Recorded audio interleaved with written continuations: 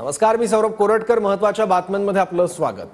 मुख्यमंत्र्यांच्या आदेशानंतर नायर रुग्णालयाच्या डीनची बदली करण्यात आली आहे. नायर रुग्णालयातील लैंगिक छळवणुकीच्या प्रकरणाची आता चौकशी करण्यासाठी समिती स्थापन करण्याचे निर्देश देण्यात आले आहेत. विद्यार्थिनीकडून सहाय्यक प्राध्यापक डॉक्टरांच्या विरोधात विनयभंगाची तक्रार करण्यात आली. सहाय्यक प्राध्यापक डॉक्टराची दुसरीकडे बदली करा अशी मागणी विद्यार्थ्यांची आहे. मुंबई महापालिकेकडून सहाय्यक प्राध्यापकावर फक्त निलंबनाची कारवाई झाली आहे. स्पष्ट म्हणणं आहे की नुसती बदली होऊन त्याच्यातनं मार्ग निघणार नाही.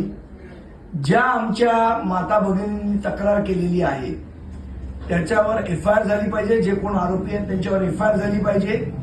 त्याचप्रमाणे या ज्या बहिणी आहेत आमच्या, त्यांच्यासाठी सुरक्षित वातावरण होण्यासाठी एका उच्च पदस्थ महिला अधिकाऱ्याकडनं या संपूर्ण प्रकरणाची चौकशी झाली पाहिजे आणि जे दोषी असतील त्यांच्यावर कडकात कडक कारवाई झाली पाहिजे.